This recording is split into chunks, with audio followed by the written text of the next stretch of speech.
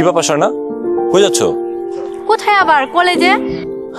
তোমার না কদিন আগে পরীক্ষা শেষ হলো, এখন আবার কিসের কলেজ? প্র্যাকটিক্যাল পরীক্ষা আছে। ও আচ্ছা ঠিক আছে, চলো আমি তোমার নামা দিয়ে আসি। না বাবা, তা হবে না। আজকে যদি আমি তোমার বাইকে উঠি তাহলে কালকে এলাকায় আমার বদনাম হবে। ওরে আমার বদনামের নারী রে। এই শোনো, তুমি একদিন আমার এই হুন্ডায় বুক ফুলিয়ে চলবা। হ্যাঁ, আমি তোমার নিয়ে পুরাই এলাকা ঘুরে বেড়াবো। এটা যদি আমি না পারি তাহলে আমার নাম রুহুল না, আমার নাম ওই যে শয়তান বজ্জাতটা, হ্যাঁ সুজিত, সুজিত চাকু। আরে বাবা, আমি কখন বললাম যে তোমার হুন্ডারে আমি চলবো না? আমি তো উঠতেই চাই, কিন্তু মানিকজোতের ভয়ে উঠতে পারতেছি না। ওরে আমার মানিকজোত রে। হ্যাঁ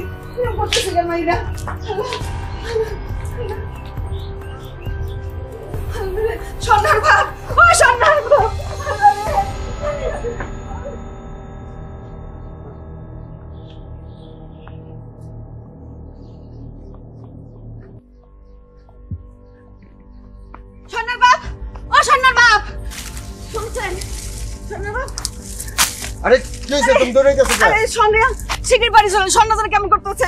কলেজ থেকে আমার পর থেকে ওক দিতে আছে, কেমন মাথা ঘুরে পড়ে গেছে। শিখে চলেন, শিখে চলেন, শিখে চলেন।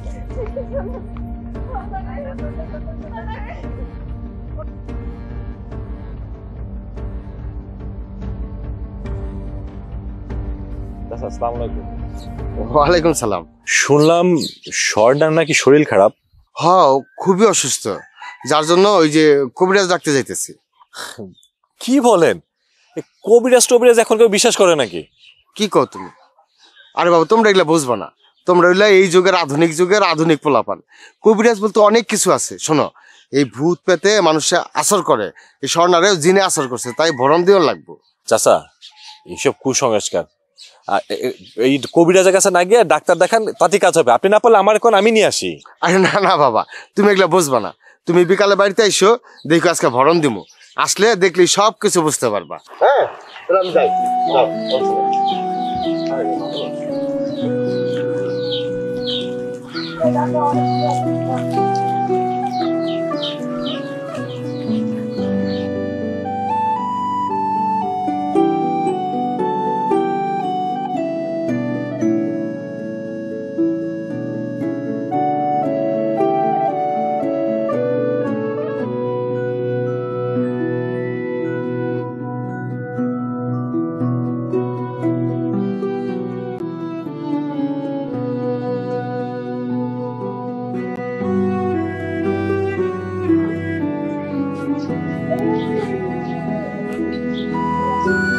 ভাই, তো দাঁড়ানো মেয়েটা নিয়ে যেতেছে।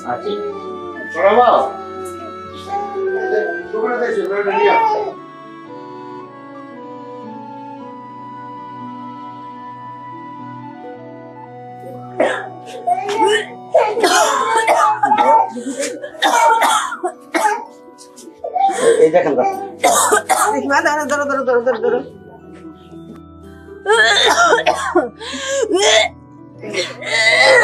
দেখি মা দেখি কি হয়েছে মা, তোমার কি হয়েছে, কি সমস্যা? দেখেন খালি বমি বমি করতেছে, ও কুক দিতে আছে। মাথা ব্যথা করে? বুঝতে পারছি, আমি যা ভাবছি তাই, সাপের বাতাস লাগছে, কোনো চিন্তা করেন না। হ্যাঁ, আমি যার ভোগ দিয়ে দিচ্ছি, ইনশাল্লাহ ঠিক হয়ে যাবে। একটু সরে দাঁড়ান, আমি আচ্ছা ভাই, হ্যাঁ একটু একটু সোজা হয়ে দাঁড়াও মা, সোজা দাঁড়াও, একটু কষ্ট কর।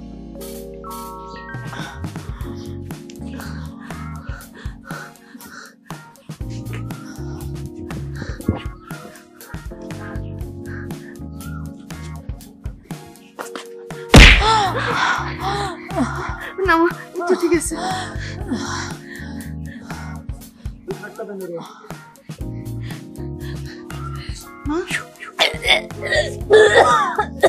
একটু সোজা।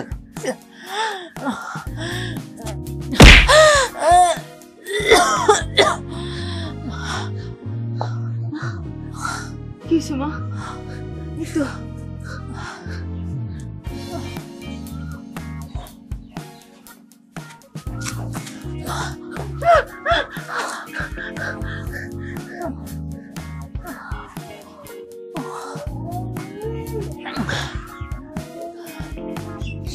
বিসমিল্লাহ।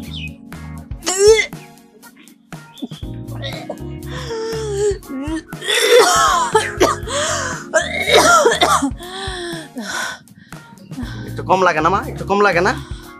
হ্যাঁ ঠিক আছে ভাবি, ওরে ঘরে নিয়ে যা। চলো ভাই, তাহলে যাই। আপনি একটু শোনেন, ভাবি নিয়ে যাক ঘরে, আপনি শুনুন। ও আপনি বিকাল বেলা আমার বাড়িতে যান, আমি একটু লবণ ভইরা দিমু। হ্যাঁ, হ্যাঁ। ওরা খাওয়াবেন, ইনশাল্লাহ সব ঠিক হয়ে যাবে। টাকা পয়সা কিছু দেব? আর না ভাই, আমরা টাকা পয়সা নিই না ভাই, যাইতে ভাই। হ্যাঁ আচ্ছা ভাই, ঠিক আছে। ভালো থাকেন। আচ্ছা সালাম। সালাম। আমরা যে কি করবো?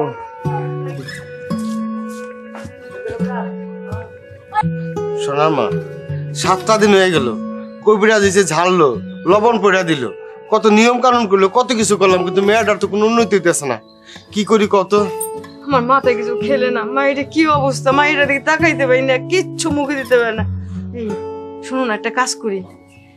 আমার গ্রামে না এক কবিরাজ আছে, নাম করা কবিরাজ, শমশের কবিরাজ। উনি খুব ধরন্তরী, মানে যা মানে যারে দেখাবা সে ভালো হয়ে যাবে, অনেক বড় কঠিন রোগ ভালো হয়ে যাবে। আমি কি তাহলে একবার যাবো নাকি? তো তুমি এই কথাটা আমার আগে কবা না? তাহলে কি এইসব কবিরাজ দিয়ে আমার মেয়েটারা তুমি কষ্ট দেয়? শোনো, তুমি কালকে সকাল সকাল রওনা হয়ে যাও, যে তুমি সাথে করে নিয়ে আসবা। আচ্ছা ঠিক আছে, তাহলে কালকে ভোরবেলা আমি চলে যাবো। হ্যাঁ, তুমি ভোরবেলায় চলে যাও। আর তুমি মায়ের কিন্তু দেখে শুনে রাখবা, কিচ্ছু একটু খাইতে পারি না মায়ের। আহারে কি অবস্থা, মায়ের দিকে তাকাইতে পারি না। দেখি একটু কিছু খাওয়াইতে পারে কিনা মায়ের। চলো যাই।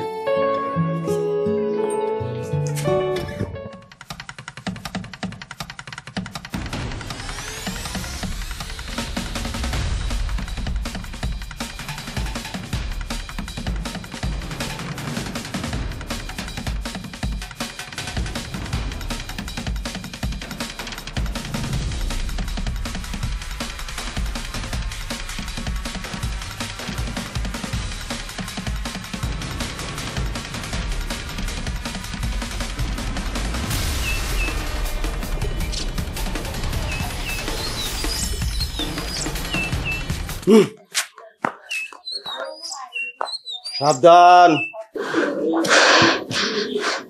বাড়ির চারিপাশে যে যেখানে আছেন সে সেখানে দাঁড়াবেন, কেউ নড়াচড়া করবেন না, এখন বাড়ি বন্ধ দেওয়া হবে।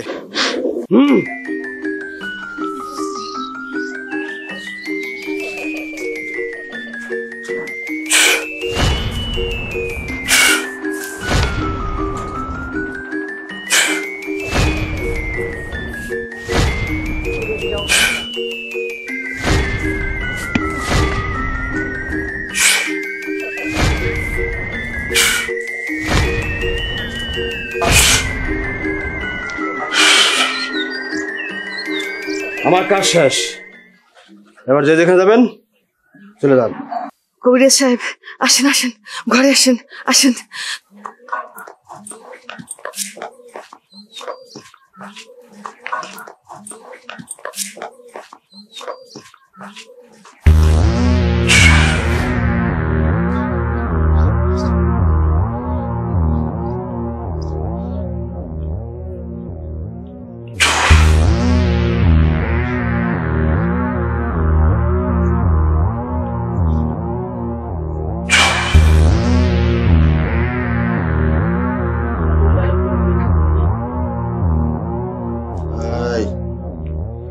রেডি?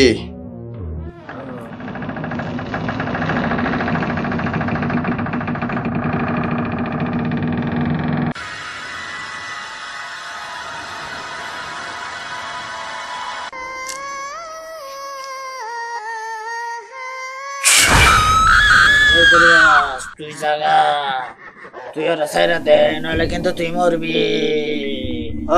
এই, আমার চিন্তা পরে কর। তুই ওই মেয়েটার উপরে ভর করলি কেন? বল, কি হইলে ছাড়বি?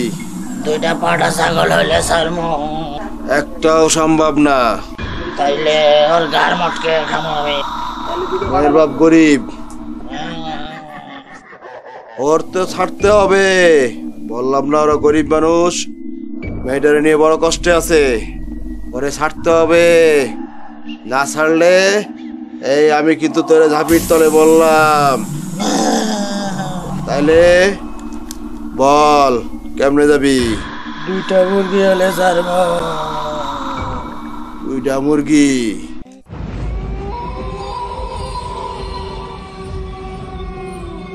এইটা হয়তো দেওয়া যেতে পারে, কিন্তু আগে তুই এরে চলে যাবি।